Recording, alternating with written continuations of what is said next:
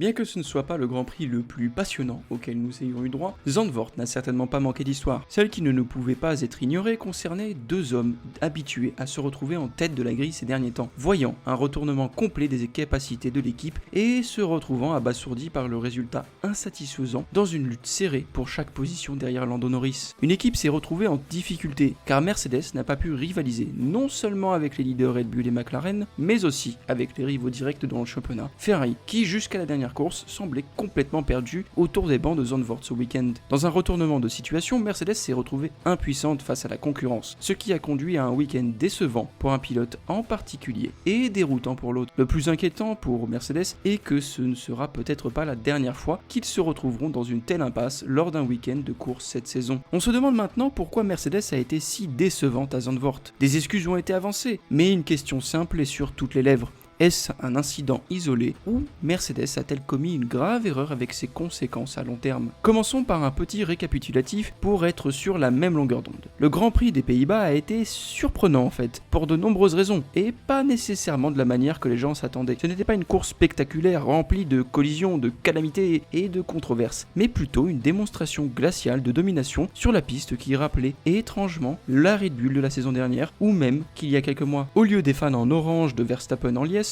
ce sont les spectateurs en papaye qui se sont levés pour applaudir Lando Norris après qu'il ait franchi la ligne, même après son erreur initiale qui aurait pu entraîner une autre répétition embarrassante de ses départs en pole position cette semaine. Même si nous avons retenu notre souffle lors de la reprise de son dépassement, il n'y avait vraiment aucun moyen d'arrêter Lando Norris qui, malgré un départ difficile, n'a jamais semblé être sous pression. Alors que Norris avait clairement une voiture extrêmement rapide, même son coéquipier, que nous estimons beaucoup et que les fans du sport apprécient également, a semblé être dans une catégorie complètement différente. Piastri a été coincé derrière Leclerc après un long relais ambitieux avec les pneus moyens, incapable de tirer de son avantage pneumatique en passant aux pneus durs. Cependant, l'Australien a réussi à maintenir Carlos Sainz à distance, séparant ainsi les Ferrari et se distançant encore plus du pilote espagnol dans le championnat. Sergio Pérez a terminé la course à la 6ème place, un meilleur résultat que lors de ses courses précédentes avant la pause estivale. Malheureusement, il a commencé 5ème, ce qui aurait pu rendre cette performance impressionnante. En terminant dans les points, une performance impressionnante de Pierre Gasly d'Alpine a apporté la tranquillité d'esprit à l'équipe d'Anston, leur confirmant qu'ils ont gardé le bon pilote, tandis que Fernando Alonso est probablement tombé encore plus dans le désespoir en ce qui concerne l'équipe de Silverstone. En plus, il y avait Mercedes. Il n'y avait peut-être pas d'équipe plus désemparée quant à la dernière dont ce week-end s'est mal déroulé que Mercedes, qui a vu ses voitures tomber au point de devoir adopter une stratégie alternative étrange et finalement infructueuse en raison de la pression des pneus de Sergio Pérez et Carlos Sainz, les laissant en 7ème et 8ème position, peu importe ce qu'ils faisaient. Bien sûr, ce n'était pas une fin de course sans intérêt, comme cela aurait pu être le cas pour Hamilton, qui a eu une qualification désastreuse en sortant en Q2. Les deux flèches d'argent ont terminé en queue de peloton du groupe de tête sans être menacés par le groupe de la Formule 1.5, mais on était incapable de grimper plus haut que la 7ème place pour George Russell, qui aurait particulièrement été déconcerté compte tenu de sa bonne performance en qualification le samedi, et une 8ème place pour Hamilton, qui a au moins récupéré après sa Q2 mentionnée précédemment. Alors, où est-ce que tout a mal tourné pour Mercedes?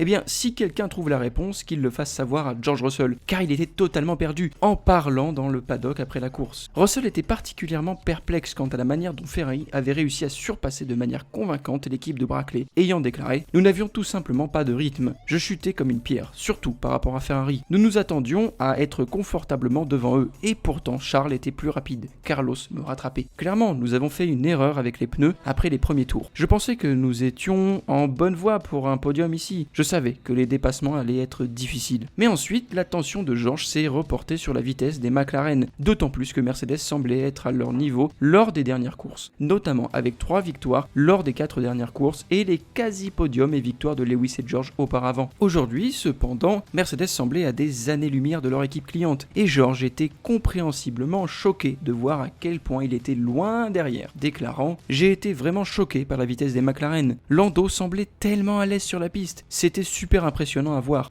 Mais nous avons eu 6 courses vraiment solides, et soudainement, nous terminons à presque 1 minute du vainqueur aujourd'hui. On ne perd pas toutes ces performances du jour au lendemain. Hier, nous avons qualifié en 4ème position, et clairement, nous n'avons pas fait quelque chose de bien aujourd'hui. Honnêtement, je suis encore en train train de me gratter la tête. C'était très difficile, ces conditions, avec le vent et les virages longs. Pour l'instant, je n'ai pas la réponse. Et bien sûr, les conditions n'étaient pas les meilleures ou les plus cohérentes, comme on pouvait s'y attendre pour le Grand Prix côtier, avec un tracé unique en son genre dans le calendrier. Cependant, les conditions humides, froides et parfois venteuses ont bien réussi à Mercedes au cours de la saison, ce qui pointe peut-être les problèmes rencontrés par Mercedes ce week-end. Mercedes a tout simplement fait quelque chose de mal, que ce soit la configuration ou la stratégie. Ils n'ont tout simplement pas maximisé le potentiel qu'ils ont démontré au cours du deuxième quart de la saison. Hamilton a eu une explication bien plus facile pour expliquer où son week-end avait mal tourné, déplorant ses problèmes en qualification qui ont conduit à une sortie en Q2 et à une pénalité de 3 places pour avoir gêné Sergio Pérez. Pérez d'ailleurs a probablement été reconnaissant de la mauvaise performance de Mercedes ce week-end, car s'il avait résolu leurs problèmes ou pris une décision différente en termes de stratégie, Pérez aurait été sous une pression encore plus grande quant à son avenir dans le sport. Hamilton semblait penser que si tout s'était bien passé, une 5e ou même une 4e place était possible à Zandvoort. Ce dernier commentaire étant peut-être même une pique à l'égard de son coéquipier, le septuple de champion du monde ayant même déclaré ceci au sujet de sa course. J'ai pris beaucoup de plaisir aujourd'hui. Nous avions prévu de faire 2 arrêts, en commençant avec les pneus tendres qui étaient vraiment bons. Ils se sentaient bien mieux que les pneus moyens lors des essais. Les pneus durs étaient assez corrects, mais il était difficile de savoir ce que je devais faire. J'étais sur une stratégie à 2 arrêts, donc j'essayais d'user les pneus, mais je n'étais pas sûr non plus si nous allions opter pour un seul arrêt. Probablement si j'avais fait un seul arrêt et mieux géré mes pneus, j'aurais pu terminer une place devant. Cependant, malgré la reconnaissance du rôle joué par la stratégie dans sa 8e place, Hamilton a finalement reconnu que s'il avait mieux performé le samedi, il aurait eu de bien meilleures chances de finir plus haut que derrière Max et les 2 McLaren. Lorsqu'on lui a demandé si sa pénalité et sa mauvaise qualification avaient impacté sa course, il a répondu « Oui, définitivement. Si j'avais simplement qualifié là où je devais, si je n'avais pas eu ce problème en qualification, alors oui, je pense que j'avais le rythme aujourd'hui pour être dans le top 5. » Si j'avais commencé en 4e position, par exemple, j'aurais fini au moins 4e. Ce qui semble bien sûr indiquer que si les estimations de Hamilton, selon lesquelles il n'aurait pas chuté comme son coéquipier restant hypothétiques, cela montre peut-être la confiance sous-jacente que Mercedes conserve encore dans leur voiture actuelle, car il semble qu'ils s'attendent, ou plutôt espèrent que cette chute soudaine de performance soit un incident isolé. La bonne nouvelle pour Mercedes est qu'il n'y a vraiment pas de peloton qui les chasse, comme Red Bull en a fait l'expérience actuellement. La mauvaise nouvelle pour Mercedes est que cela rend la montagne à gravir pour rattraper Ferrari pour la 3e place au championnat des constructeurs d'autant plus insurmontable. Avec la Scuderia qui augmente leur avance de 94 points, Mercedes a du moron à se faire. Eh bien, au pire, je suis sûr que le temps supplémentaire en soufflerie sera utile à la saison prochaine, donnant à une équipe déjà anticipée pour être en haut du tableau ce qui concerne leur EOM en avantage supplémentaire pour la réinitialisation 2026. Ainsi, bien que Mercedes semble être l'ombre de ses récentes performances avant la pause estivale, jusqu'à ce que nous voyions quelle version de l'équipe de Brackley se présentera à Monza la semaine prochaine, il reste à savoir si cette mauvaise performance sera un cas isolé ou un signe inquiétant des choses à venir. Une chose est sûre, Kimi Antonelli va s'échauffer lors d'une séance d'essai, et si il le fait bien, il sera donc un pilote Mercedes pour 2025. L'Italie semble être un endroit approprié pour son introduction, alors nous espérons qu'il fera de bonnes performances. Mercedes espère qu'il sera également le meilleur lieu pour l'annoncer. J'espère que cette vidéo vous aura plu, allez, ciao.